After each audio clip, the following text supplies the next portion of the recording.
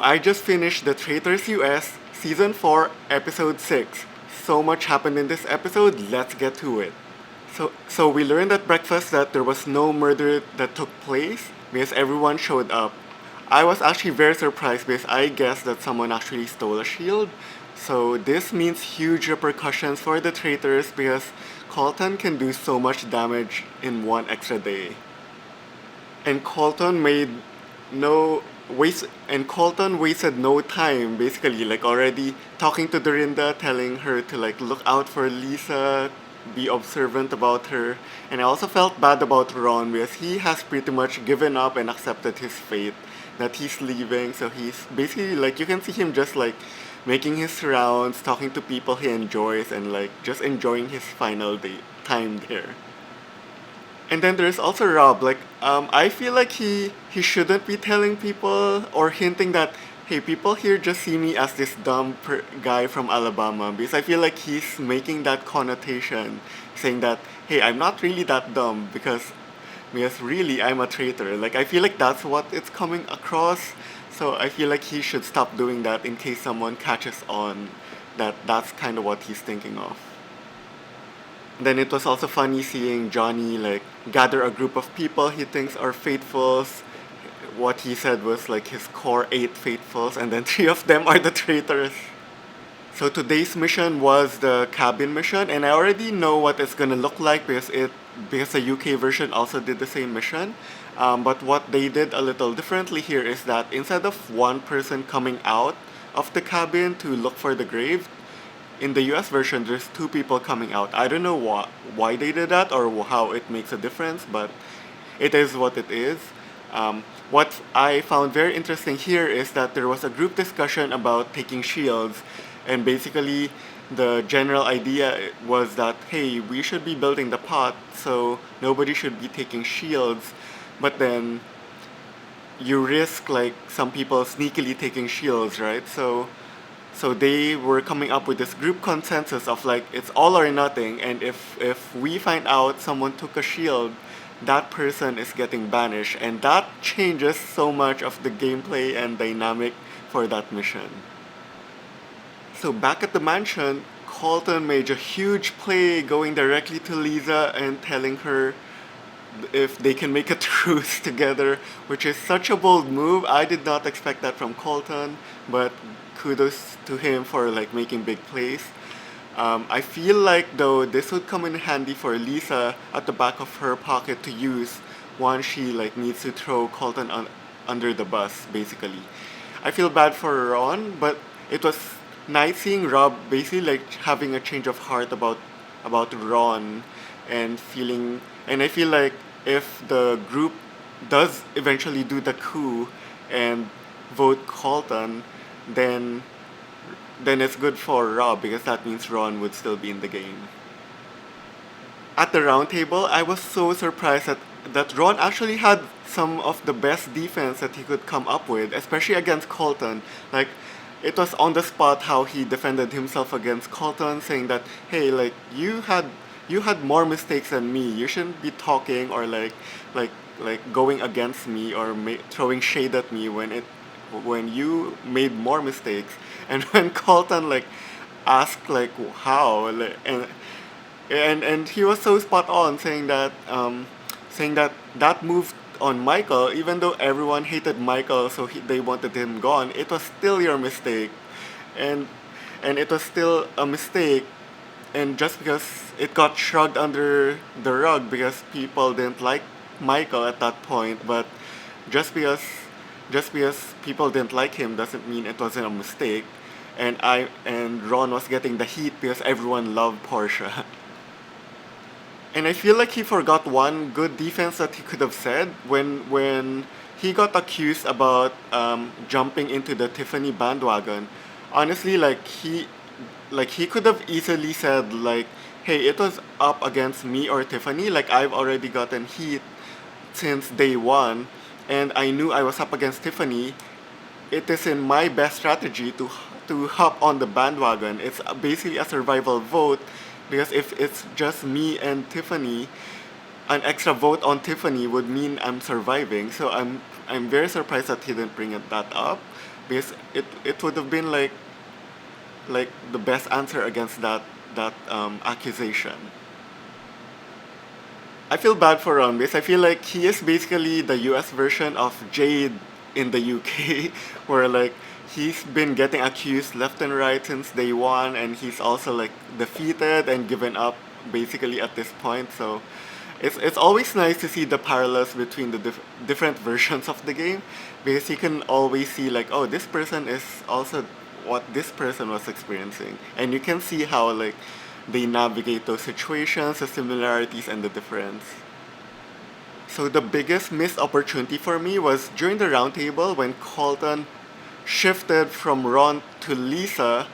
I am so surprised because it was the best time for Lisa to speak up and bring up the fact that Colton talked to him about the truth, and and this would have been the best time because a lot of people have brought up that Lisa wasn't speaking up at the round table, and this is the perfect time to shine and also throw shade and throw Colton under the bus with with what Colton is doing, because nobody knew Colton did that because it was a one-on-one session. So to bring up that private conversation that happened throws so much suspicion onto Colton on why like he's all over the place dropping different people's name and then making truths like it's such a shady tactic to in the eyes of the faithfuls when they already don't trust Colton, and they're already like planning a whole group coup against Colton. Like I I don't know what Lisa was thinking. I feel like she just wasn't thinking or didn't have much game. She did become kind of sassy at that round table, which was good. You finally see her like like fighting or like speaking up, but like she didn't really say anything to defend herself or to take offense at Colton. And this would have been the best time. Like Lisa wanted him gone anyway, so like for me the best this was the best opportunity because to get Colton out in banishment means there's the murder vote becomes free. It gets freed up because they were gonna waste a murder on Colton anyway, and considering that there was so much confusion between Colton bringing up Lisa and other people of other faithfuls were like hesitant between Ron and Colton, adding bringing up that conversation about Colton would have swung people to Colton. And you can see that with the results. Like in the end, because of that, like Lisa not defending herself really, like I was actually very surprised that there were way more people that voted for Lisa than what I would have thought. And that was also because of how she misplayed the entire situation. And and good job on Colton's for surviving as well. And and it all boils back to Lisa's misplay. I feel bad for Ron getting voted out eventually, but I mean, it was evident at this point that he was never gonna win. Like there was so much suspicion on him that even though he survives this round, he will not make it to the end game because he will get voted off eventually under suspicion. Like no one would want to end the game with him. And um, Rob voting for Lisa was a huge surprise and a huge twist to his gameplay, and it will really mess the traitor like situation and pact at this point. I'm very excited to see how this plays out. Um, and yeah, so so after the roundtable, Colton made this huge proclamation that he'll be aiming for shields going forward. So tonight is the only night that he can be murdered by the traitors, and that is such a massive play. Like say what you want about Colton, but he has some very interesting moves and strategies, and I'm all for that. Like I love to see what he does. He's not shy to like vocalize his thoughts and his play and to make moves. Like kudos to him.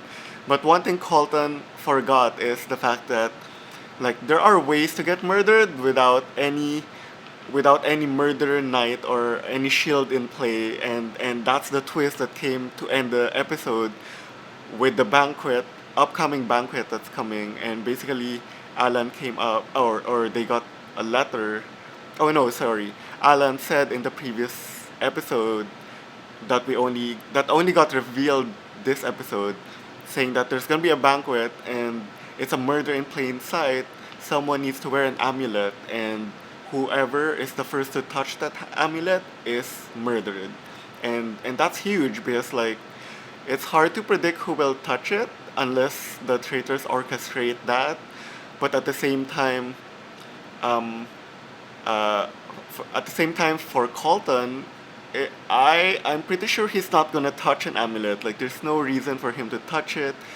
The traitors kind of decided like it makes the most sense for Lisa to be wearing the amulet because it's in her personality and character to be wearing something like that.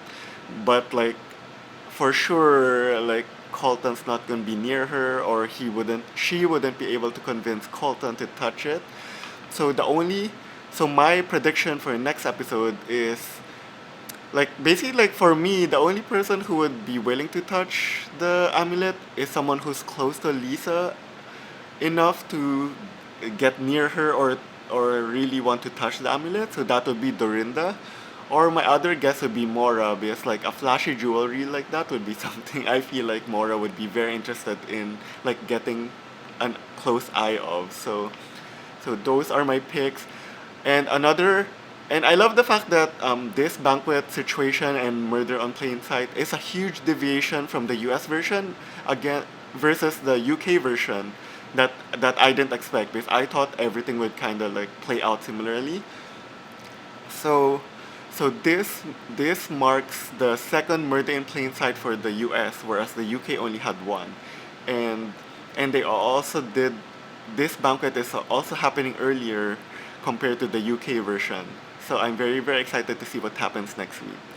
Let me know who you think would be touching the amulet and why, and I'll see you on the next episode.